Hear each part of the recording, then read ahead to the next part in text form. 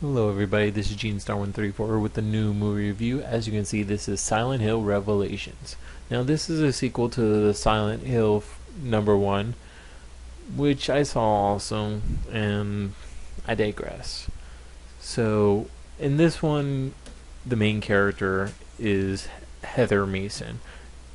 Constantly renamed in the movie, but her two main names are Alessa, I believe it's Cheryl, and Heather Mason. She is renamed Cheryl from the first movie because of her affinity with Alessa, and this cult that wants to get rid of Alessa so they can once again be free from a curse they caused. Now, going into detail, comparing this to an actual game, the franchise borrows from the first game and the third game as a direct continuation of what it was, which they botched on the first movie, being that they sent Rose, who was not even the name of the adoptive mother, Rose Mason, to the town with Cheryl, aka Heather, aka Alessa. Now, they did this, I guess, as a liberty to give an actress a chance at performing, whether it may be whatever you want to call it. So, my opinion on the first movie is, as a fan-based movie, it did not do well, and even as an original movie, if you do not follow the fan base, it does not do well in itself in support. Yes, it does do well as far as in grittiness and acting, and the scares are relatively high, but does not hold well. Now, I know this is supposed to be on Revelations, but hence the connection. With this jumping off of this first movie, the second movie has something that can be offered, in the sense that it can be better.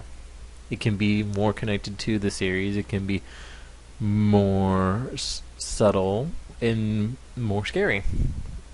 But in all instances, it lacks incredibly. Yes, one thing I did notice, as not as much as an aficionado, but as someone who is a fan of the Silent Hill series, it did play a lot of homage, including Heather's jacket, a lot of the character critiques, and even the constant protector being the same as always, Pyramid Head. But what it lacks is the constant sense of horror. Now, what they try to do is use CGI to make it horrific and scary, but the problem is the lighting is completely off. And part of the issue with any horror movie is lighting, is majority rules, and that anything in the darkness is scary. Once you shed light on it, yes, it can be horrific, but it cannot be scary at the same time, because you see it in your mind's eye, you see it for what it is and what it can't be. Your imagination is not at work in the darkness of what could be around you. Yes, in the movie, there are situations where there is plenty of darkness, but nothing is really amped up, nothing is really provided from that darkness, so losing its sense of morality. As classification goes, I cannot classify this as a horror movie. I would say it is a thriller, and if anything, a sci-fi thriller. If that its sense that it pays well homage to the game, but it does not give the same fear element that it did even in the first one. The only thing I can honestly say as a redeeming quality is that it is closer to the base, even though they do not kill Harry in the movie, which was first reason for Heather to go to Silent Hill in the third game, which is the continuation of the first game. So, being that Heather's love interest is still there, Vincent, but as more of a goading detail to why she must save her father, or adoptive father. So, in retrospect, it gives an idealistic movie in the sense that it's going to be a calm, happy ending, but at the same time you lose the homage and the understanding and the actual sense of a horror movie. and that anyone could be lost at any time, and survival is the keenest thing. Yes, they do show people who die, but there's nothing worthwhile. There's no connection to the person. There's no emotional connection at all, and that ruins the lack of it. But without too much detail, it really did have promise. I mean, you can already tell even if you watch it in 2D, it was made for 3D. And it could have been 10 times better than it was, especially since it stuck to as far as plotline as possible. But what it did not do is provide the right elements. Even the final battle is, instead of this mission to find the weakness, it's this all onslaught between two monsters, and it ruins it.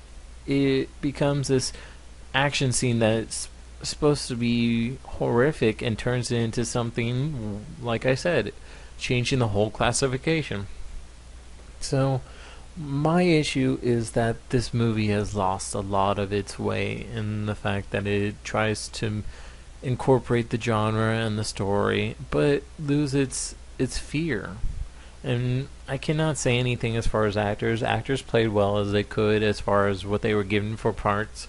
So it just didn't create the atmosphere that it should have. And being only an hour and 30-minute movie, in a consistent movie market where everything is longer than that, it really couldn't even stand up. Now, the only reason anyone should watch this movie is if you are a big fan of the franchise and if you liked all the games, or if anything, something similar to the games. And not to ruin too much, there is a major salute at the end, and I hope you do enjoy it if you are a fan. I was only stunned, if anything, surprised towards the end at the salute they gave, not only to one game or two games, but 4 out of the whole major franchise.